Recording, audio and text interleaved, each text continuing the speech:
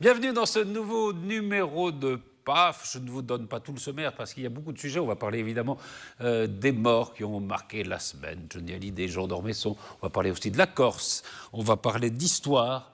Et pour en parler, Joséphine Kolfmann-Berger, bonjour. Bonjour. Vous êtes maire de Plaisir, vice-présidente de Saint-Quentin-en-Yvelines et vice-présidente du conseil départemental. C'est-à-dire que vous avez des journées occupées. Oui, on va dire ça. On peut dire ça comme ça. On va dire ça. Alors, à côté de vous, Jean-Baptiste Duclerc, qui est maître de conférence à l'université de Versailles-Saint-Quentin. Bonsoir Patrice, ça va très bien, merci. Vous êtes un peu fatigué parce que vous avez eu beaucoup de travail cette semaine. Mon service est plutôt au second semestre. Je ne voulais pas vous le faire dire. Repéré par la patrouille. Mais la recherche a été vraiment prolixe. Oui, bien sûr. Stéphane Monson, bonjour. Bonjour Patrice. Professeur à l'université de Versailles-Saint-Quentin. Tout va bien? Oui, parce qu'un universitaire fatigué, c'est un oxymore. Ça n'existe pas. Par nature, Bien sûr. toujours en éveil. Toujours en éveil. C'est comme les éditeurs, comme par exemple Jean-Charles Lajoigny. Presque. Bonjour. Bonsoir. Vous allez bien? Très bien.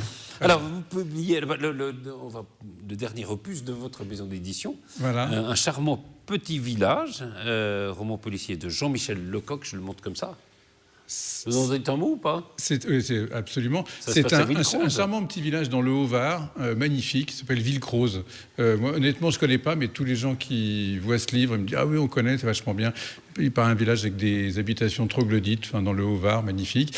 Et bien évidemment, il s'y passe quelques meurtres. C'est une histoire de vengeance très, très amusante, pas gore du tout. On est plus sur un côté Agatha Christie, presque. Il y a un côté désuet au sens le plus sympathique du terme. C'est-à-dire qu'on n'est pas dans l'éventrement, l'éviscération. D'accord. Oui, c'est pas... Oui. Non, on est dans c'est le du meurtre léger. chic, distingué, agréable, intellectuel, provençal, quoi. Voilà. Avec un beau duo d'enquêteurs très sympa. J'hésite. Beau provençal. J'hésite à l'offrir. Absolument. Parce qu'il y a Jean-Baptiste qui est un peu du coin aussi. Oui, c'est vrai en plus. Oui. C'est vrai. Je ne sais pas. Vous connaissez On va voir. Villecroze? Non, pas du tout. Non, C'est bah pas là, moi, je suis c'est- On le garde comme ça jusqu'à la fin de l'émission, puis on verra tout à l'heure. Ouais. Vous voulez peut-être un petit peu de portrait en chanson de Johnny Hallyday, par exemple? c'est une Comme chanson, ça tombe comme bien. ça. On n'en a jamais eu jusqu'à présent. Mais non, Ça on en voit... Ça il paraît- innove, oui. On voit la musique, Personne elle n'en est parle. bonne. Mais voilà, Personne c'est n'en dommage. parle. Il faut rétablir cette injustice. Alors, écoutez, un petit peu comme ça, en chanson, quelques chansons de Johnny Hallyday qui retracent un peu sa carrière. Souvenir, souvenir, des départs dans le matin. Noir, c'est noir, il n'y a plus d'espoir. Toute la musique que j'aime, eh bien, elle ne plus.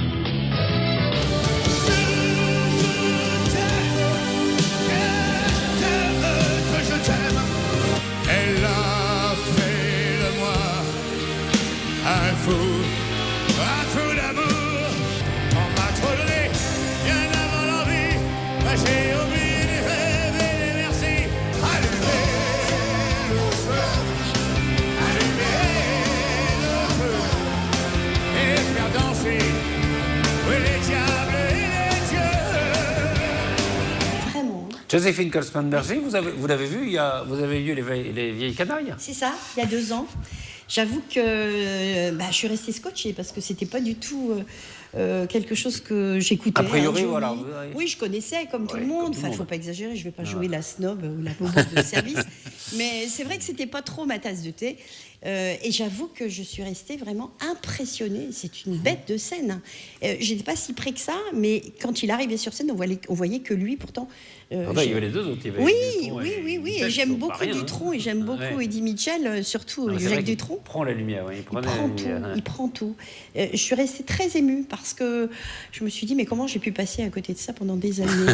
Je m'en suis Vous voulu. avez regretté, presque. voilà. Oui, je m'en suis voulu. Au Stade de France. Mais il est vraiment extraordinaire. Oui, vraiment. Oui. Et alors, c'est vrai que tous les médias en font énormément, les journaux, des numéros spéciaux. Il va y avoir un numéro spécial du Point. Ils vont faire 2 numéros d'ailleurs, un numéro Johnny Hallyday, un numéro Jean d'Ormesson. peut-être parce qu'ils les avaient prévus. C'est un troisième numéro, ni l'un ni l'autre. Où on aura enfin quelques informations, parce que là, depuis quelques jours... Si on en fait trop, après tout, ça peu importe, mais ça dit quelque chose quand même, cette sorte d'unanimité. C'était vrai, ce sont deux morts a priori très différentes. Un académicien plutôt né aristocrate et un homme du peuple de l'autre côté, un conservateur éclairé, quelqu'un qui était un rocker, donc plutôt quelqu'un qui a rue un peu dans les brancards.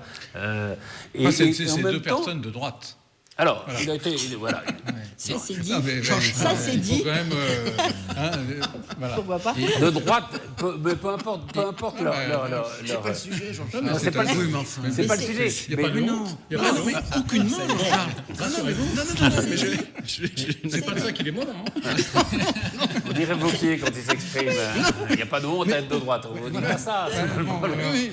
Est-ce que vous croyez que c'est parce que Johnny Hallyday est de droite qu'il y a comme ça cette sorte d'unanimité autour de là? Non, est-ce que vous ne pensez pas qu'il y a au fond, derrière ces hommages, de l'un et de l'autre d'ailleurs, de l'académicien qui était Jean d'Ormesson et du rocker qui était Johnny Hallyday, un besoin de se réunir, de s'unir, de se dire, tiens, voilà, c'était peut-être quelque chose qui était français, une identité française derrière laquelle on court. Mais je pense que ni l'un ni l'autre n'était dans la mièvrerie et dans la pensée unique. Donc ça, déjà, c'était très agréable. D'Ormesson, bien évidemment. Enfin, je veux dire, d'Ormesson, il est quand même beaucoup plus connu et beaucoup plus apprécié. Il était beaucoup plus apprécié pour ses interviews, pour ce qu'il pouvait raconter, pour sa malice, pour son regard, pour ces tonnes de choses, que véritablement pour ce qu'il a écrit. Parce que je défie beaucoup de gens qui sont en train de nous dire tout le bien qu'ils pensent de d'Ormesson, de nous citer un seul de ses livres ou de nous dire de quoi ça parle. Donc c'est un romancier, un écrivain. Non, ces derniers principalement. Moi, je les ai lus, j'ai beaucoup aimé. Parce que je veux dire, la majorité des gens qui encensent maintenant d'Ormesson sont des gens qui sont séduits parce qu'ils le voyaient avec Bernard Pivot, ils le voyayaient à tel endroit, il était là. C'est ça qui... Oui, il y avait un côté journaliste voilà, aussi. C'est plus sa personnalité que l'écrivain que les gens regrettent. Oui, peut-être que tous les gens qui le regrettent n'ont pas lu, en effet, ces livres, dans lesquels il y avait d'ailleurs, mais c'est ce qu'il était, même dans les livres, il y avait une sorte d'art de la conversation. C'est-à-dire qu'il y avait un esprit français, quoi. Je pense que c'était l'un des derniers représentants, peut-être, je ne sais pas, il y en aura d'autres après, mais de ce qu'on appelait l'esprit français, non ? Un esprit libre aussi. L'esprit libre, absolument. Je crois, parce que véritablement, il était capable de dire vraiment ce qu'il pensait en dehors de la littérature. Il s'immisçait dans le monde politique, il parlait avec les plus grands. Il avait ce don de la sympathie aux autres qui est quand même assez extraordinaire. Et puis, pour juste par rapport à Johnny Hallyday, je crois qu'on a un paradoxe là, mais ça représente quand même notre société. On a aussi c'est très caricatural ce que je dis, mais en même temps, chacun y trouve son compte avec les deux. Ça me fait penser, mais c'est pas moi qui l'ai dit, mais Piaf et Cocteau, on a eu aussi cette... Alors Piaf et Cocteau, on a fait le rapprochement parce qu'ils sont morts le même jour, et que la mort de Piaf a totalement occulté celle de Cocteau. C'est un peu ce qui se passe. C'est un peu ce qui s'est passé pour Jean d'Ormesson, même si je ne sais pas s'il y avait beaucoup de gens qui aimaient forcément l'un et l'autre, mais je ne vais pas passer totalement inaperçue celle de Jean d'Ormesson quand même. Ça doit se trouver, les gens, mais ils avaient aussi ceci de très remarquable, c'est que c'est vrai que Johnny, c'est vraiment un personnage intergénérationnel qui transcende les milieux sociaux, etc. Enfin, je pense qu'il était il trouvait ses fans, ou ceux qui l'appréciaient un peu partout dans la société. C'est le seul exilé fiscal que tout le monde adore. Oui, ça, j'ai pas oublié. Oui. Mais enfin... oui, mais on lui pardonne. Alors, ça fait partie des gens à qui on pardonne tout. Mais c'est curieux. C'est vrai, parce que fondamentalement, il n'y est pas parvenu quand même. Alors, je crois que sa vie à Hackstatt a été un enfer pour lui. Il a tenté de devenir belge pour passer outre le traité entre la France et Monaco, pour pouvoir devenir monégasque ensuite. Ça n'a pas fonctionné. Enfin, mais oui, on serait prêt à lui pardonner, finalement. Oui, on lui pardonnait. Et alors, d'Ormesson, alors de là à dire qu'il était apprécié de manière transgénérationnelle, peut-être, et dans tous les milieux de la société, peut-être pas. Je crois qu'il y a eu plusieurs étapes. C'est-à-dire qu'il y a eu une étape où, en gros, le milieu intello le considérait comme ringard, et puis après, probablement après le mariage avec Nathalie Baye, enfin il y a eu les tournages avec Godard, etc. Oui. Il a il est redevenu quelqu'un avec qui, voilà, qui était. Je pensais qu'on parlait de Dormesson, je ne comprenais plus. Ah pardon. Oui, non, vous parliez de Dormesson. Vous parliez de Dormesson. Non, mais bien sûr. Je me disais, mais on ne m'a pas prévenu. Non, je parlais de Dormesson. Oh pardon. Je me disais, on ne m'a pas prévenu. Dormesson a épousé Nathalie Baye et enfin, bref. Mais excusez-moi. Non, mais je vous en prie, Patrice. Mal interprété. Je vous en prie. Et donc, mais Dormesson me plaisait aussi parce que, alors, ces bouquins étaient assez. Finalement assez facile à lire. Enfin, c'était pas. Il y avait un peu de sagesse, un peu de philo dedans. Enfin, c'était un peu la philo expliquée à mes enfants. Tout ça, je trouvais que c'était assez sympa. Mais c'est assez bien fait. Oui, avec cet art comme ça de la culture, de la conversation. Et l'art de la conversation, vous avez raison, une espèce de gentilhomme qui a traversé les époques. Alors Johnny, il a de la conversation un peu moins sans doute, mais dans ses interprétations, il était très fort. Il y avait des aphorismes. Il y avait des aphorismes. Ce qui était quand même drôle avec tous ces hommages, c'est que par exemple France Inter, le matin de la mort de Johnny Hallyday, a consacré les 2 heures à son éloge, etc. Alors que ça fait à peu près 10 ans qu'il n'y a pas une chanson de Johnny Hallyday sur France Inter. Donc c'est curieux d'avoir récupéré comme ça. Je crois que ça a été expliqué, c'est-à-dire qu'à un moment, quand il y a eu ce qu'on appelait la nouvelle chanson française avec les Delerme, etc., il a été blacklisté pratiquement. Absolument. Et là, tout d'un coup, ils l'ont récupéré avec une facilité. C'est assez drôle. C'est justement la preuve qu'il appartient à tout le monde, Jean-Baptiste. Oui. On parlait d'esprit français. Parce qu'on dit qu'ils appartiennent à la France, mais ça suppose de savoir qu'est-ce qu'est la France, quels qu'ils sont, et de savoir si l'un va avec ce qu'on pense de la patrie et de la France. Mais c'est vrai que en tout cas chez Johnny Hallyday, je pense qu'il va vraiment dans cette idée de passion française qui veut qu'on a toujours des forces contradictoires qui se réunissent. Et dans ce personnage, ce qui est assez saisissant, c'est que sur scène, c'est un homme qui est complètement exubérant, qui a une fureur de vivre, qui donne tout, alors que lorsqu'il quitte la scène, il se cache derrière sa cigarette, il est extrêmement pudique, timide. Et il y a vraiment ce double visage de cet homme qui donne cette richesse et qui fait qu'on l'aime pour tout ce qu'il est. Et une forme de double caricature qu'il assume pleinement. Alors que chez Jean d'Ormesson, c'est plutôt une forme de contradiction qui est assumée, puisque c'est à la fois un homme de droite, qui l'annonce clairement, et qui en même temps est tout à fait dans la nuance, qui est capable d'entendre, d'écouter, qui vraiment même sur des grands enjeux de société, des enjeux sociaux, etc., apprend beaucoup, etc., et est capable de se positionner là où beaucoup d'hommes de droite préféraient rester un petit peu dans une forme de doxa qui est liée à leur histoire. Et donc voilà, un homme de synthèse. Il y a ce symbole que Mitterrand, quand il quitte le pouvoir, c'est avec qui il va converser, avec Jean d'Ormesson. Donc des hommes qui appartiennent à tout le monde parce qu'ils ont des contradictions surmontées, assumées, etc. C'est assez fascinant de voir qu'ils partent en même temps aussi quelque part. Et que finalement, même si Johnny Hallyday a un charisme et une légende qui est beaucoup plus importante, n'efface pas complètement l'autre non plus. Non, pas tout à fait.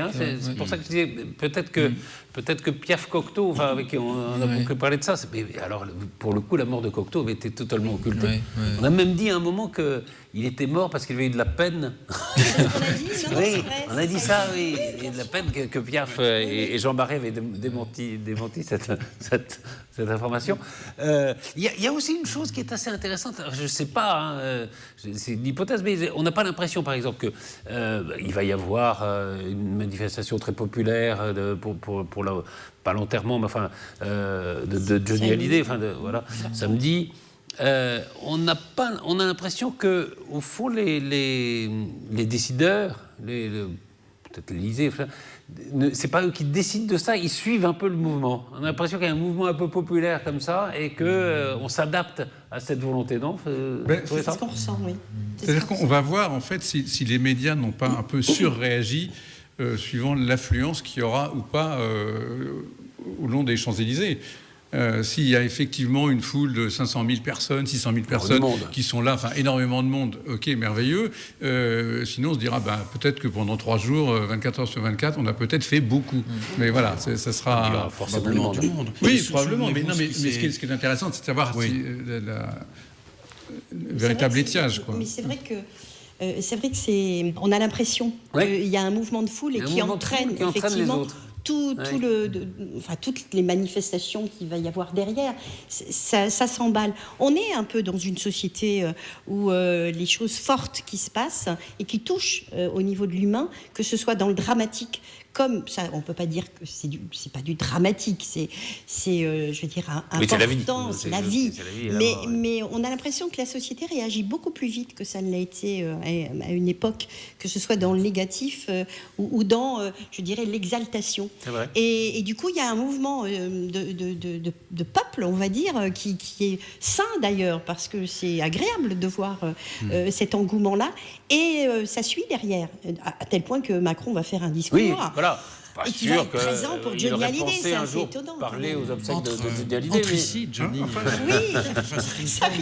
Mais oui, sauf qu'ici, c'est un petit peu l'inverse. Ce sont quand même les médias qui ont démarré les premiers, puisqu'ils ont démarré à 7h du matin ou à 6h du matin, avant même que l'opinion publique ne soit quasiment au courant. Donc, normalement, c'est l'inverse. Moi, je rappelle quand même pour le Fukushima, la catastrophe de Fukushima, France 2 et TF1 n'avaient même pas casser l'antenne. Il ne s'est rien passé jusqu'à 13h sur TF1 et sur France 2 au moment de Fukushima. Alors que là, dès 7h du matin, c'était fini. Même sur TF1, ils ont enlevé les jeux, ils ont tout enlevé. Enfin, donc là, ce sont les médias qui ont pris le phénomène. Parce qu'ils ont senti qu'il y avait... à 6h du matin, je ne sais pas ce qu'ils ont senti, en tout cas. La France qui se lève tôt. C'était un peu... Oui, c'était un peu... D'abord, c'était quelque chose qui était annoncé depuis quelque temps, avec des informations, des désinformations, etc. Manifestement, tout était prêt, oui. Il y a même eu un magazine qui est passé l'après-midi à TF1 qui a fait un peu hérisser les poils des téléspectateurs, parce qu'on voyait bien que le truc avait été enregistré bien avant. Je comprends bien. Mais je ne suis pas sûr que ce soit les médias qui gouvernent là. Et je pense qu'ils essayent de prendre le pouls de la population. Après, ils ont tort, ils ont raison, c'est autre chose. Mais je pense qu'ils... Regardez ce qui s'est passé pour... Pas tout à fait comparable, mais à l'occasion du décès de Simone Veil, par exemple, où cette panthéonisation très spontanée, cette demande a conduit le président de la République à lui-même dire oui, enfin, je crois qu'elle est panthéonisable avec Antoine Veil, etc. Enfin, et je pensais, en vous écoutant, à ce qu'écrit un auteur que j'aime bien, enfin Pierre Rosanvallon, qui est professeur d'histoire contemporaine au Collège de France et qui a écrit un bouquin qui s'appelle Le peuple introuvable, où il dit le peuple, c'est un concept qui est complètement abstrait, informe, c'est un être froid, etc. Mais il y a quand même des petites séquences dans lesquelles on voit le peuple émerger, apparaître, et je trouve que là, on voit, alors c'est pas le peuple festif, mais le peuple de l'émotion, en quelque sorte, qui fait valoir son existence. C'est assez... c'est beau, c'est juste, mais c'est pas de moi. Et on le sent dans le quotidien, on le sent. Vous le sentez, oui, c'est ça. Oui, c'est sûr que si on écoute la radio, on regarde la télé, on est complètement envahi par les images, mais malgré tout, on le sent. Je dirais, il y a une communication entre les gens qui est assez étonnante, puisque ça devient presque un fil rouge conducteur de discussion dans la journée. Ça veut dire qu'on est quand même très grégaire dans nos ressentis et dans nos émotions.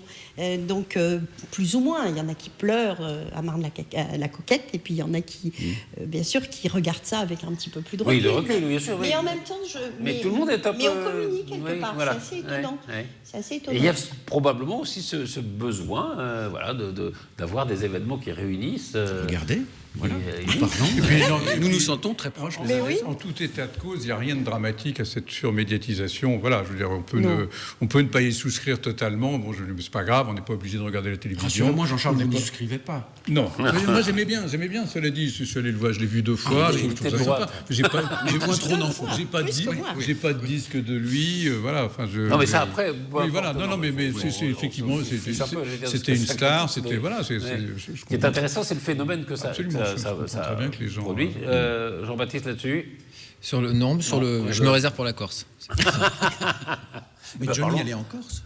Oui, c'est vrai. Et Jean d'Ormesson a fait une maison encore. Oui, c'est vrai. Et alors, peut-être que si les indépendantistes prenaient le pouvoir, ils n'auraient pas pu l'avoir, parce qu'il faudra, demande-t-il, 5 ans de résidence avant de pouvoir acheter une propriété en Corse. Alors, on peut parler, si vous voulez, de la Corse, puisque c'est un sujet qui vous passionne. Donc, la victoire annoncée des indépendantistes, il y a un deuxième tour, mais a priori, il ne devrait pas démentir le premier, avec un très fort score. Alors, Oui, la question, c'est est-ce qu'on peut comparer ça à ce qui se passe en Catalogne, par exemple? Est-ce qu'il y a un phénomène catalan en Corse? Ou est-ce que c'est assez différent? Moi, je pense que c'est un peu différent. Oui, c'est différent, non, mais parce que les Catalans veulent l'indépendance immédiatement et donc cherchent à l'obtenir par tout moyen, alors qu'en Corse, on a des nationalistes qui ne veulent pas l'indépendance dans l'immédiat. Et qui ne la veulent pas pour plusieurs raisons. D'abord parce que vraisemblablement les Corses ne sont pas favorables majoritairement à l'accession de la Corse à l'indépendance. On le voit notamment avec il y a un mouvement nationaliste indépendantiste qui a fait ces élections, qui a réuni seulement 6,9% et qui lui réclamait l'indépendance. Donc on sent que les Corses ne sont pas encore prêts. Et Jean-Guy Talamone, qui est le représentant justement de cette formation plutôt indépendantiste, reconnaît lui-même que ce n'est pas le moment. La deuxième raison, c'est que pour accéder à l'indépendance, il faut que le territoire ait les moyens d'avoir cette indépendance. Et économiquement, la Corse n'est pas la Catalogne, puisqu'elle n'a pas cette autonomie économique, la richesse, etc. Donc c'est un objectif qui est à atteindre si l'indépendance veut être acquise pour qu'elle puisse réussir. Et puis, il est vrai aussi que la Corse n'a pas le même statut que la Catalogne, qui est une communauté autonome et qui, d'une certaine manière, est beaucoup plus proche de l'indépendance, a une autonomie qui est conquise, qui est réelle. Il y a une vraie autonomie en Espagne. Il y a une vraie autonomie qu'on n'a pas en Corse. Et d'ailleurs, le mouvement nationaliste cherche dans un premier temps à obtenir un statut qui est à peu près comparable à celui de la communauté catalane, avec notamment sur la fiscalité. Pouvoir fiscal, pouvoir législatif, d'avoir une compétence accrue. Donc la comparaison est intéressante, mais on ne peut pas non plus... C'est-à-dire que pour l'instant, c'est la volonté d'indépendantisme est mise en sourdine, même par ceux qui la souhaitent et qui prennent juste le pouvoir puisqu'il leur a été donné. Mais est-ce que d'où vient, parce que au fond, quand on regarde un peu l'histoire comme ça des scrutins corses, les indépendantistes sont rarement majoritaires. Alors, le Front National a fait 3%, mais au deuxième tour des présidentielles, je crois que Marine Le Pen faisait quand même 48,5%. Oui, mais là, il s'est complètement effondré. Oui, mais on ne peut pas penser que c'est des indépendantistes qui votent pour le Front National, me semble-t-il. Oui, enfin, en tout cas, il faut quand même faire attention. Enfin, on verra le deuxième tour. Un Corse sur deux, plus d'un Corse sur deux n'est pas allé voter. Quand même. Voilà, donc ça, c'est quand même important. Donc on peut légitimement penser que les autonomistes et les indépendantistes sont quand même plus motivés à aller voter que les autres qui sont un peu je m'en foutiste ou qui se disent on verra bien. Enfin, je pense qu'il y a peut-être que dimanche on va se réveiller. Après, pour en revenir à ce que disait Jean-Baptiste, ce qui me choque plutôt, ce qui m'interpelle, c'est le problème de la langue. C'est ce que l'Espagne a commis l'erreur de laisser les Catalans parler leur langue, et voilà, on voit où ça mène. Et que après, si on laisse les Corses parler leur Corse, parler corse comme ils ont essayé de le faire, et comme Manuel Valls avait très justement lutté contre ça, et je trouve que c'est une bonne idée, parce que à partir du moment où on autorisera un bout de la France à parler une autre langue que le français, c'est fini. Enfin, c'est la balkanisation du pays. Ce qui peut être inquiétant, c'est ce que vous évoquiez, c'est-à-dire que c'est pas une volonté urgente de mettre les choses en place, c'est avec... prenons notre temps. Voilà, prenons notre temps, ce qui peut paraître encore plus inquiétant, parce que justement... Plus habile. Voilà, ils ont bien entre les mains et en connaissance leurs faiblesses, et en même temps certaines forces qu'ils peuvent avoir. Et donc ça paraît pas du tout comme un mouvement catalan qui semble dans une ardeur avec une historicité tout à fait calculable, alors que là on est sur autre chose. Et cette mise en place peut être inquiétante, comme a été mis en place le Front National, avec cette lenteur et puis cet accompagnement des autres camps politiques qui lui ont quand même permis de s'installer à certains moments. Et c'est de ça qu'il faut faire attention. Je crois qu'aujourd'hui, il faut regarder ce que vous évoquiez sur la langue, me semble fondamental. On a des choses en commun que nous devons garder, et la langue est une chose primordiale. Moi, je suis d'origine italienne, et la Corse, quand je dis à des Corses que nous sommes proches, puisque la langue italienne et la langue corse est quand même très proche, on me dit non, certainement pas. Donc je veux dire, c'est même pas un rapprochement par rapport aux racines italiennes. C'est quelque chose de complètement différente. Donc à surveiller, moi j'aurais tendance à dire. Et il y a quand même aussi, peut-être dans le succès qu'ils ont, peut-être une faillite des partis traditionnels aussi en Corse, non? Est-ce qu'ils sont bien comportés? Ils étaient quand même très clanistes. Il y a pas mal de corruption, il y a eu pas mal de... Enfin bon, la vie politique corse est une catastrophe depuis assez longtemps, mais je dirais les indépendantistes, c'est 75, bon, enfin avec les coups d'éclat, etc. Oui, c'est Aléria. Aléria, la cave, etc. Simeoni et déjà. compagnie. Simeoni, oui. Mais vous avez raison, je pense que c'est aussi les autonomistes, indépendantistes, nationalistes, c'est pas un beau mot, nationaliste, hein. Patriote, d'accord, nationaliste, je n'aime pas cela, prennent une place vide. Cette vie politique corse, alors c'est clanique, où on voyait des choses assez hallucinantes qui, pour un continental, un pinzout que je suis, enfin, était assez incroyable. On voyait quand même la droite traditionnelle s'allier parfois avec le Parti communiste, face au Parti radical de gauche, le Parti radical de gauche. qui faisait cavalier seul et qui remportait des élections. Ouais, c'était assez extraordinaire. Oui, et puis il y avait vraiment Roccassera de l'autre côté. Le renard argenté, Roccassera père et fils. Oui, c'est ça, ça se transmettait de père en fils. Bien sûr.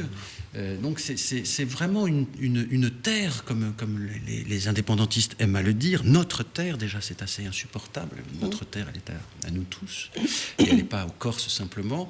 C'est vraiment c'est une île tellement belle, mais qui est tellement aussi intéressante et intrigante à étudier, à observer.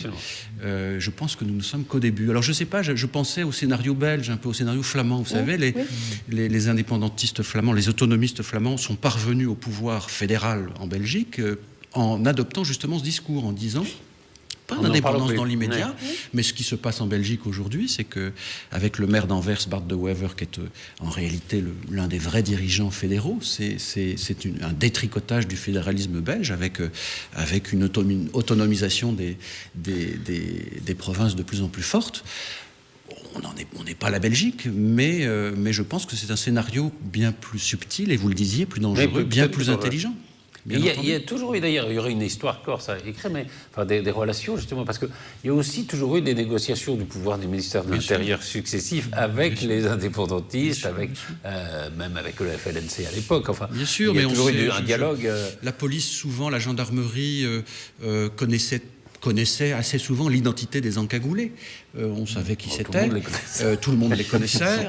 Et bon, ben voilà, les caméras étaient convoquées dans le maquis nuitamment pour ces conférences de presse assez surréalistes. Enfin, ce n'est pas quand même que du folklore. On en sourit, mais non, il n'y a pas que. Il y a eu des morts. Il y a eu des morts. Et il y en a encore. Il y a eu des nuits bleues très violentes. Il y a eu des choses. Est-ce qu'il y a comme ça, alors il y a les Corses, autrefois il y a eu la Bretagne, il y a le Pays Basque, pourquoi pas il y a eu l'île de Ré, Patrice, en 1968. Il y a deux Rétais qui ont proclamé l'indépendance de l'île de Ré en 1968. Je le signale en tant que Charentais-Maritime. C'est bien. Voilà. Je crois avoir créé un front de libération du Limousin. Ça n'évolue pas, ça reste... C'est très calme, madame. C'est très calme, oui, mais pour l'instant, c'est très calme. Non, la Bretagne, c'est un peu rangé aussi. Oui, c'est Alan Steven, sa harpe, et puis c'est... Bon, il y a eu quand même un mort au château de Versailles, revendiqué par les autonomistes bretons, une bombe placée au château de Versailles. Oui, et puis il y a eu le feu au Parlement de Bretagne à Rennes, qui a été assez indélicat quand même. Il y a eu un pylône EDF qui a été plastiqué dans les années 70. Oui, il y a le Pays Basque qui pourrait demander... Il reste les écoles d'Iwan quand même en Bretagne. Quand même, les écoles d'Iwan, oui, mais qui ont réclamé un statut officiel et la possibilité de contracter avec l'État, et heureusement, ça a été refusé. Voilà, absolument. Heureusement. Mais il y a une tendance en Europe, enfin, on parle de la Catalogne, mais enfin, il y a la Belgique, il y a l'Écosse. Il y a une tendance à un certain nombre de régions qui disent pourquoi pas aller de la région à l'Europe directement, enfin, sans passer par la case nation, la case État. Oui, c'est dommage parce que les règles de l'Union européenne, justement, proscrivent cela. Et alors, on ne peut pas, voilà. C'est-à-dire que c'était l'un des problèmes de la Catalogne, c'est que s'il proclamait l'indépendance, il ne faisait plus partie de l'Europe. Donc il n'y avait plus de monnaie, il n'y avait plus grand-chose. Ben non. Et les Corses On va voir le 21 déjà. pour la Catalogne. Oui, absolument. Le résultat du vote. Mais en France, on a peut-être un problème de structure territoriale Est-ce qu'on, oui, et de reconnaissance un peu. Est-ce que la décentralisation est assez forte, comme on le dit ou pas, justement en France? Enfin, est-ce qu'on est un pays vraiment décentralisé ou pas? Aujourd'hui, on a une problématique en France, c'est que nous avons beaucoup de millefeuilles. Enfin, nous avons un millefeuille assez impressionnant. Et ce millefeuille, nous-mêmes, les élus, on a quand même du mal aujourd'hui à trouver nos petits, sur nos compétences partagées, nos compétences obligatoires. Enfin, c'est très complexe et très difficile.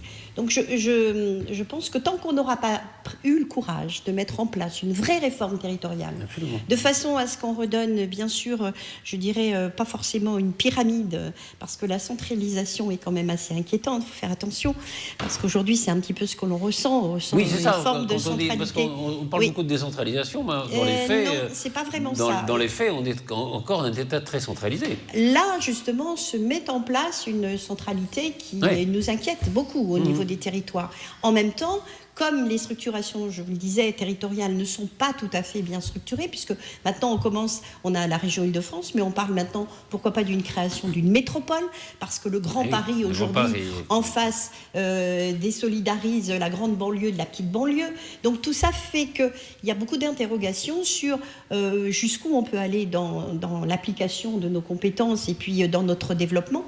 Donc je pense que ça peut créer aussi des interrogations par rapport à pourquoi on devrait accepter tout cela et ne pas aller directement à l'Europe pour pouvoir travailler. Ça peut donner ce genre d'imagination. Je pense que c'est une théorie qui se tient des régions à l'Europe. Tout se tient à partir du moment où il y a des cohérences par rapport à l'organisation de qui fait quoi. Aujourd'hui, c'est compliqué. Je peux vous dire qu'entre la région Île-de-France, les départements qui sont en place, et je peux vous en parler, les intercommunalités et les villes, je peux vous dire, c'est compliqué. Alors vous êtes au centre, puisque vous êtes dans... Oui, un petit peu partout. Au département, dans l'intercommunalité et maire. Mais, et par exemple, puisqu'on a parlé de fusion à un moment entre les Yvelines et les Hauts-de-Seine, où on en est... On en est que nous avons fusionné, puisqu'en juin, nous avons voté la fusion entre les deux départements. Il faut qu'elle soit acceptée. On a pris les devants, on va dire. On a fait un peu comme les Corses. Puis on a annoncé des choses. Et puis en même temps, c'est un peu ça. Et puis en même temps, oui, non mais vous pouvez.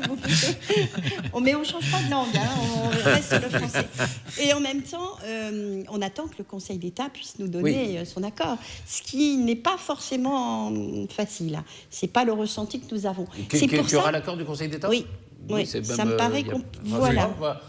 Demander leur avis non, mais je crois que c'est la loi de 2015 qui prévoyait que la fusion était possible. La loi est déjà votée par avance, si vous voulez. Mais il me semble que le gouvernement a son mot à dire et le Conseil d'État, on verra.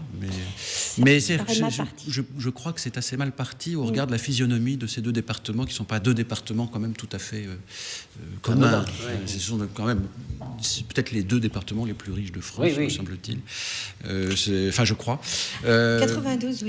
Le 92, oui, non, 78, non, bien sûr. 92, je ne pas. Non, 92, bien sûr. Mais en même temps, c'est pour ça qu'il y a une réflexion aujourd'hui sur cette métropole qui nous paraîtrait assez cohérente par rapport à l'Île-de-France. Et voilà, donc on est vraiment dans des interrogations. Je dirais de gouvernance. Politiquement, c'est extrêmement intéressant parce que, Stéphane, vous avez raison de rappeler le droit, la loi et l'avis du Conseil d'État qui est important, mais est-ce qu'on n'est pas dans un monde, enfin en 2017 on est, où des gens assez sérieux pourraient se dire si on était ensemble, ça serait mieux, et est-ce qu'on a toujours besoin de l'aval de l'État ? Est-ce que la décision qui se prend au niveau des citoyens, au niveau au niveau décentralisé, n'est pas forte, politiquement en tout cas? Est-ce que ça serait pas bien ou mieux si on était ensemble? L'État-nation tel qu'il s'est construit chez nous, c'est précisément cela, c'est de dire on est ensemble, on forme une communauté de citoyens, un citoyen en vaut un autre. Je trouve que c'est déjà pas mal ça. Alors pardonnez-moi de jouer un peu le Jacobin de service. On a une telle culture de l'État en France que ça. Enfin, il me semble difficile de basculer vers un modèle espagnol ou j'en sais rien. Enfin, ça me semble pas envisageable, du moins tout de suite. Et alors la décentralisation, on la conçoit quand même, elle est de nature administrative. Et c'est la différence majeure avec les communautés autonomes, c'est que il y a une décentralisation, enfin politique, où on a attribué aux régions la compétence de faire la loi. En Italie, c'est la même chose. L'État a une compétence subsidiaire. Ce sont les régions qui, en principe, doivent légiférer. Notre histoire, tout à fait. Ce qui n'est pas notre histoire, ce qui n'est pas notre culture. On cite souvent l'Allemagne. L'Allemagne, nous n'avons pas la même histoire non plus. Il y a quand même cette question, au-delà de l'égalité, d'une culture de l'indivisibilité, alors qui ne correspond pas à ce qu'on dit qu'elle est. C'est pas le territoire qui est indivisible, puisque des parties du territoire français peuvent prendre leur indépendance. Les Comores en 75, la Nouvelle-Calédonie est sur un processus d'indépendance aussi. C'est l'indivisibilité de la souveraineté. On forme un peuple, ça n'est quand même pas rien. Le fait que les Yvelines le 92 et le 78 se regroupent, c'est pas une atteinte au peuple français. Non, mais c'est pour. On voit mal l'avenir du Limousin là-dedans, parce que. Pourquoi ? Le Limousin ça n'existe plus. Mais c'est la région Aquitaine. Oui, exactement. Ça va, c'est pareil. Ce que voulait rappeler Stéphane, c'est que les collectivités territoriales ne peuvent faire que ce que l'État veut bien qu'elles fassent, puisqu'elles ne sont pas souveraines. Elles sont en quand même dans un régime encore très centralisé, malgré les discours. Oui, mais quelle serait l'alternative de faire que les départements, enfin que les collectivités territoriales, d'une manière générale, pourraient prendre de leur propre initiative un certain nombre de décisions, mais ça serait leur reconnaître une totale souveraineté. Si c'était le cas, la Corse pourrait, si elle le souhaitait, accéder à l'indépendance au nom d'une initiative locale, puisque le mouvement nationaliste est majoritaire dans l'île. Et pourtant, sur ce terrain, la majorité, enfin en tout cas à Paris, on parle beaucoup, on a des accents jacobins très forts pour dire que les Corses feront tout ce qu'ils veulent, mais dans le respect de ce que l'État français aura décidé. Donc, il est bien que l'État garde la main, et si ensuite l'État souhaite donner plus de liberté ou moins de liberté, c'est une chose. Mais il faut quand même que les choses se fassent d'en haut, si je puis dire. Ah ouais, on a quand même deux centralisateurs. Non, c'est pas forcément centralisateur, mais il faut se méfier. Enfin, c'est pas une insulte, Laurent. Mais il faut se méfier aussi parce que, au fond, on observe la manière dont la loi est fabriquée en France. Laisse une place extrêmement importante à la voix des élus locaux. Alors, pendant longtemps, grâce au cumul des mandats, on imagine assez mal l'influence énorme des élus locaux dans la confection de la loi nationale. Ce que j'oserais appeler des interférences entre les différents intérêts, les intérêts locaux et l'intérêt général. C'est même un des arguments pour le maintien du cumul des mandats. Oui, de voir les élus locaux comme une forme de contre-pouvoir, ce qui n'est pas faux, politiquement d'ailleurs. Et aujourd'hui, on sait très bien que rien de majeur ne se fait en France sans globalement l'assentiment, je pense essentiellement à l'Association des maires de France, qui est pour le coup un contre-pouvoir, mais considérable, une force considérable. Donc il faut aussi que les élus locaux s'interrogent sur ce qu'ils sont prêts, eux aussi, et vous parliez de la simplification, c'est vrai qu'il va falloir qu'on y arrive un jour ou l'autre, mais ça suppose pour nombre d'élus locaux d'abandonner leur mandat, donc ça c'est pas facile. Et vous savez, la majorité des élus avec qui je travaille sont tout à fait conscients que de toute façon il y a trop d'élus, ne serait-ce que sur la strate communale, par exemple, quand vous avez... 500 000 élus. C'est énorme. Bien sûr. On pourrait déjà regrouper certaines communes, d'ailleurs ça se fait. À l'intérieur des agglos, ça se fait que des communes se regroupent. Mais même au sein d'un conseil municipal, il y a trop de conseillers. Sur plaisir, 39 conseillers. Vous montez une liste avec 39 personnes. En vérité... Combien d'habitants ? 32 000. En vérité, je vous le dis, 15 personnes suffiraient amplement. Le groupe des adjoints et puis quelques élus pour les commissions en tant que conseillers municipaux, ça suffirait amplement. Donc déjà là-dessus, il y aurait du travail à faire. Puis vous prenez toutes les strates, qu'elles soient départementales, régionales, c'est la même chose. Donc, et ça, je peux vous dire qu'en règle générale, les élus sont plutôt d'accord pour cette simplification, déjà à ce niveau-là. Oui. Pardonnez-moi, les grands élus, entre guillemets, c'est pas les mêmes. C'est pas les mêmes. C'est pas le même monde. Et c'est eux qu'on entend le plus. Bien sûr. Ouais. Et c'est eux qui donnent l'image de la politique aussi. Oui, c'est vrai. Qui est problématique. Pour nous, parfois. Bien pas sûr. toujours, mais parfois. Bien sûr. Et c'est vrai que c'est compliqué. Parce qu'on a souvent eu l'impression, justement, que ce qui bloque dans la réforme de ces strates qui s'ajoutent les unes aux autres, c'est le pouvoir de chacun. C'est-à-dire que chacun tient à sa fonction et que c'est très compliqué à réformer. Là, si vous dites que déjà les élus seraient plutôt favorables à ça, c'est quand même important. Sur le nombre, parce que gérer une équipe, c'est pas simple. Je veux dire, surtout qu'aujourd'hui, vous avez pu le constater, on n'est plus derrière un seul homme, comme c'était avant. Aujourd'hui, il y a une espèce de mouvement, même en interne. C'est un petit peu ce qui se passe au niveau national. D'ailleurs, au niveau national, on prend un peu à droite, on prend un peu à gauche, etc. Bon, là, c'est un peu pareil. Dans les équipes, même si vous montez votre équipe, c'est pas sûr qu'au bout de 2-3 ans, vous n'ayez pas de la déperdition, des tensions, etc. Si je comprends bien, ça veut dire que la moitié du conseil municipal ne sert à rien. C'est pas ça. C'est un peu ce que vous avez dit. Comme ça. Non, vous avez mal interprété mes propos. Ce que je voulais vous dire, c'est que malheureusement, je ne veux pas leur donner suffisamment de choses à faire. Ah bon, c'est pas du tout la même chose. Et j'essaye pourtant, je pense que mes collègues font de même, mais on essaie véritablement de faire un partage d'informations. Mais vous savez, quand on dit conseiller municipal, déjà, la terminologie est erronée. Ils ne conseillent rien du tout. Ils accompagnent, je dirais, quelque chose qui se met en place, bien sûr avec eux, dans le sens d'organisation. Mais rien que ça. Alors quand vous arrivez, vous êtes conseiller municipal, et vous avez une envie, c'est de faire plein de choses, et on vous dit... Ah mais non, tu es conseiller municipal, tu ne peux pas aller donner des ordres au directeur, tu n'as pas de délégation, véritablement, vous faites des frustrés. Donc il vaut mieux avoir 15-20 personnes... véritablement avec des vraies délégations, et dans ce cas-là, c'est plus du tout la même chose. On commencerait déjà par ça au niveau d'une réforme, je peux vous dire qu'on ferait déjà des sacrées économies et on serait plus efficace. Vous voulez parler d'éducation un petit peu ? La France 34e, la dictée. Autour de la dictée. La France 34e au niveau de lecture, c'est-à-dire pratiquement... Mais sur combien ? Sur 5 ans. Ah d'accord. Sur 5 ans. Oui. La Russie, je crois. Enfin, c'est les Russes les plus doués. Et pourtant, c'est pas facile d'écrire. Les Russes les plus forts. J'ai essayé, je fais des fautes. Non, c'est vrai que là encore, c'est assez intéressant parce qu'à chaque fois qu'il y a un classement, le classement bizarre, chaque année, la France régresse et en même temps, les enseignants. Ou les responsables de l'enseignement ou les pédagogues disent mais non, le niveau monte plutôt.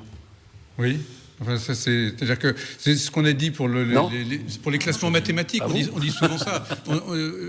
On est nul en maths en France, mais on a les plus... Oui, ça, on a l'école de mathématiques la plus brillante au monde. On a les meilleurs mathématiciens. Donc voilà, il y a un décalage. Après, il ne faut pas confondre le niveau général et puis quelques génies. Et c'est pareil en français, en orthographe. Je veux dire, voilà, après, mais c'est quand même une très bonne idée de la part de Blanquer. On ne comprend pas bien pourquoi ça n'a pas été fait jusqu'à présent, de refaire des dictées. Ça paraît d'une telle évidence. Je ne savais pas que les dictées ne se faisaient plus. Enfin, mes enfants c'est laissé à la discrétion de l'enseignant. C'est-à-dire que si ça ne plaît pas à l'enseignant, il ne peut pas le faire. Donc, ceci dit, moi je fais toujours une distinction entre la lecture et l'écriture, et on nous dit qu'il y a un problème de lecture, et on répond en disant qu'il faut faire l'écriture. Ça n'a rien à voir. Je veux dire, alors je sais que parce qu'on le voit à l'université, les bacheliers qui arrivent ont des problèmes énormes en orthographe et en grammaire, donc il est tout à fait souhaitable qu'ils puissent faire des dictées, mais ça ne répond pas au problème de la lecture. La lecture, où je suppose qu'ils ont des problèmes de compréhension sur l'analyse d'un texte, sur la manière de le penser, de l'argumenter, et je pense qu'il faut aussi trouver une solution à ce problème. C'est ce que disait un instituteur raconté, c'est ça, qu'il ne faisait pas, par exemple, de différence quand le sujet était une chose ou une personne. Enfin, ça ne posait pas de problème. Et là, c'est vraiment de la lecture, en effet, plus que de l'orthographe. C'est pas juste l'orthographe. Oui, mais il faut voir la dictée au sens le plus large du terme. C'est-à-dire qu'en maîtrisant l'orthographe et la dictée, on comprend quand même quelques règles qui permettent de lire après plus facilement. Puis après, c'est le fait la poule. C'est vrai qu'une fois qu'on a commencé à pouvoir un peu savoir lire, on photographie des mots, on est capable de mieux les écrire. C'est-à-dire que si on lit, a priori, on fait moins de fautes d'orthographe. Voilà, c'est plus sympa. Mais tout dépend de ce qu'on lit. Mais enfin, s'il y a des bonnes choses. Oui. Par exemple, si vous lisez un charmant petit village, il n'y a pas de faute d'orthographe à toutes les lignes. Il n'y en a qu'une dans le livre. C'est vrai, il y en a une. Oui, qu'on a repéré trop tard. Voilà. On va la chercher, c'est le jeu, là. D'accord, on va la chercher. On vous offre le livre si vous trouvez. Si vous trouvez de la faute. La faute. Mais non, s'ils la trouvent, c'est qu'ils l'ont déjà, donc ça ne marche pas, mon truc. Alors, Jean-Baptiste, vous aviez été très intéressé par un sujet qui a fait la une du Nouvel Obs, ou de l'Obs, on dit maintenant. Il y a quelques jours, c'était « Faut-il déboulonner les statuts de l'histoire ?» C'est-à-dire, est-ce que Colbert, dont on dit c'est un grand homme, en fait, c'est le père du Code noir, qui était à l'origine de l'esclavage, Napoléon, auteur de crimes contre l'humanité, Ferry, on l'avait déjà dit ça sur le colonialisme, etc. Est-ce qu'il faut dire, c'est le problème, est-ce qu'il faut raconter un roman national, est-ce qu'il faut prendre un seul des aspects de ces grandes figures historiques, ou est-ce qu'il faut apprendre aux élèves la réalité, ce qu'ils étaient vraiment? Oui. C'est ça la question. Non, c'est ça. Je pense que le sujet, c'est plutôt de déboulonner en fait les idées reçues qu'on peut se faire sur un personnage historique, et donc effectivement de voir le personnage dans toute sa complexité, de le resituer dans son contexte.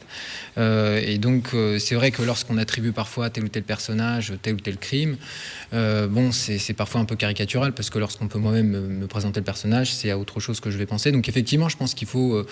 Oui, Colbert. Voilà, Colbert pour tout le monde, c'était le créateur de l'État français. Voilà, en gros, donc cette idée de plaquer une étiquette sur un personnage et de le réduire à ça, c'est plutôt ça qui est regrettable et qui est une mauvaise porte d'entrée aussi dans la compréhension et dans l'idée qu'on se fait de l'histoire comme science.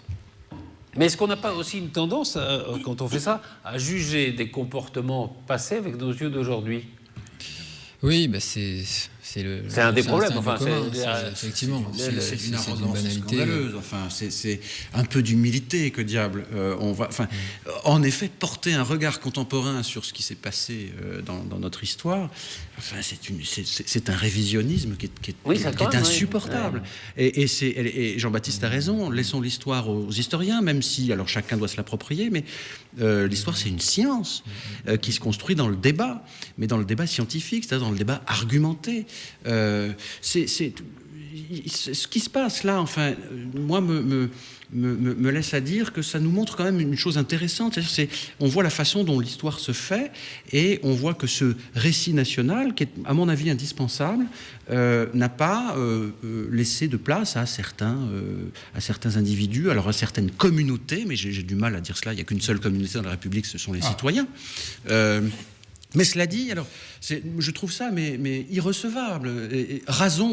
Empressons-nous de détruire et de raser le château de Versailles, qui a abrité un despote insupportable.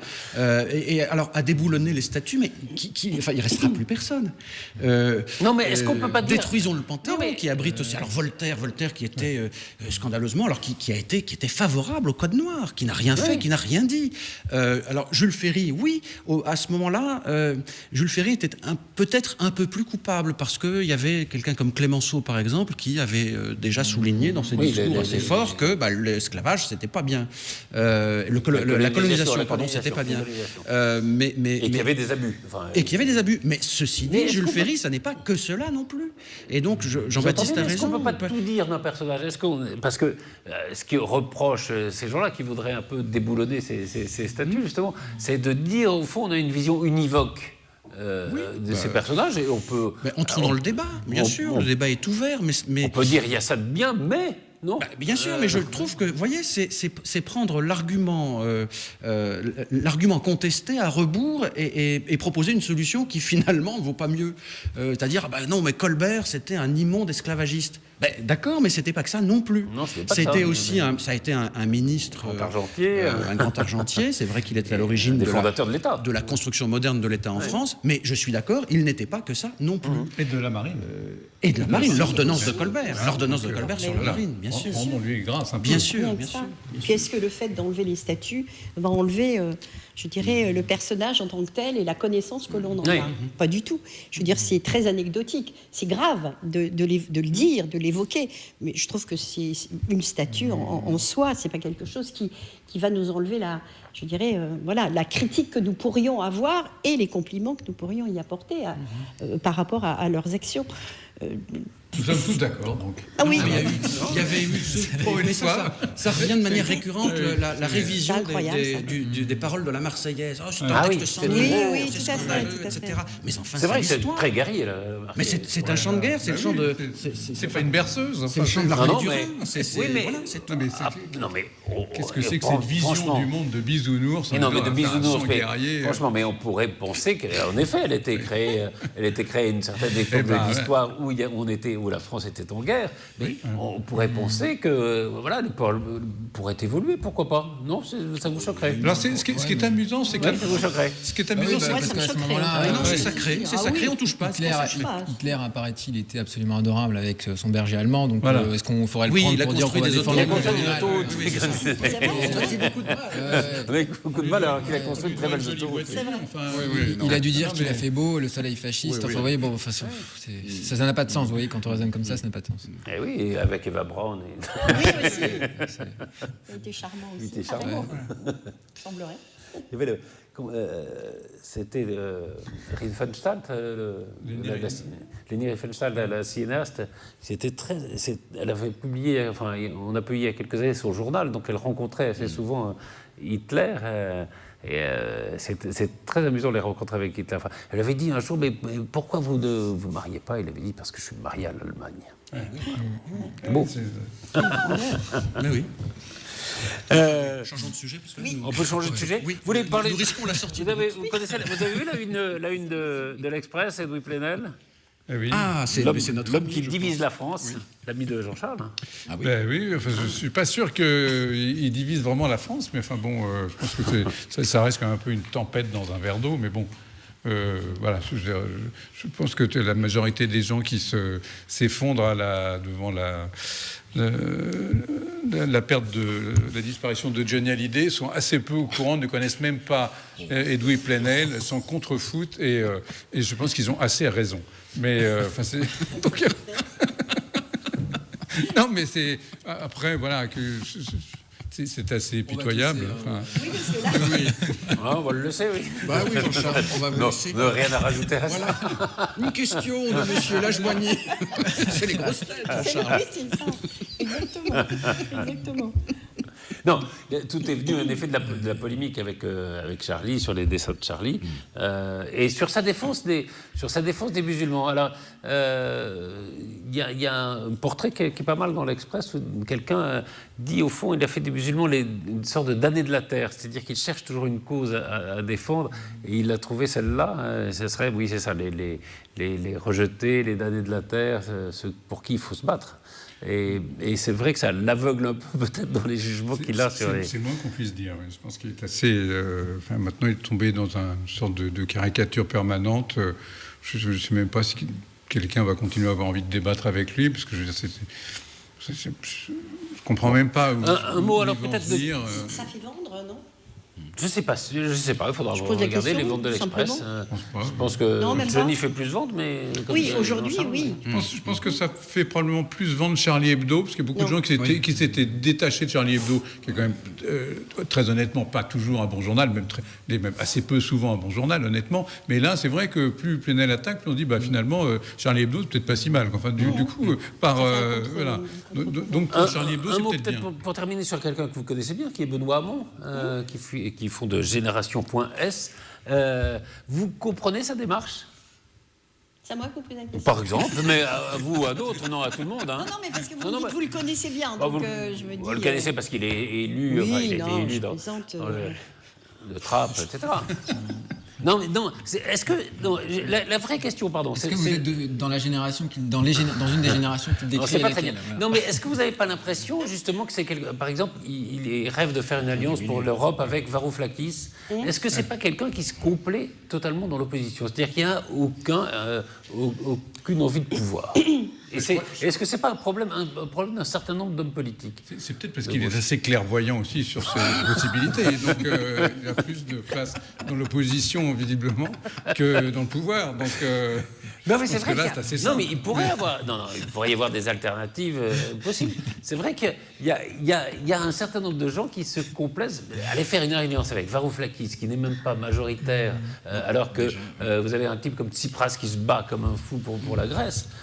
C'est quand même bizarre, quoi. C'est quand même étrange, me semble-t-il. Ah oui, oui. Et puis, de toute façon, ce génération.s, ce rappel à l'écriture inclusive, le point du milieu, totalement déprimante. Enfin, je veux dire, là, il est au-delà de tout, quoi.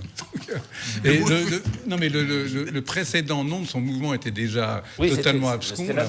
C'était la date. Maintenant, c'est génération.s. On se demande quelle va être la prochaine blague. Enfin, c'est une question il doit avoir une bonne com derrière lui. Oui, je ne sais pas. Enfin, en tout cas, il y a des gens qui réfléchissent. Si vous mettez des guillemets entre bonnes, ça dépend. En tout cas, c'est en dehors du Parti socialiste. Voilà. Oui, on s'en doutait un peu quand même, parce que visiblement, ils n'en veulent plus. Mais puis, il n'existe plus, le Parti socialiste. Excusez-moi, mais il est où, le Parti socialiste, aujourd'hui? Mais, de toute façon, je dirais un élu, quel qu'il soit, de quelque bord qu'il soit, à un moment donné, quand il disparaît il faut recréer quelque chose. Et vous créez comment? Dans l'opposition. Vous recréez en trouvant. Mais on peut avoir une opposition il y a des oppositions qui peuvent avoir la volonté de prendre le pouvoir, et puis il y a des oppositions qui ont aussi la volonté de rester dans l'opposition. Il me semble, je ne sais pas, peut-être que je me trompe, mais il me semble qu'il fait plutôt pas. Le problème, c'est qu'il y a trop d'opposition au pluriel, puisqu'il emploie le finalement, il est plus dans une position qu'une opposition. C'est un peu chronique, pardon. Non, c'est une opposition chronique. Oui, c'est bon. C'est ça? Je vous remercie d'avoir participé à cette émission. Merci à tous les quatre. On se retrouve très vite pour un nouveau numéro de PAF, si vous êtes d'accord.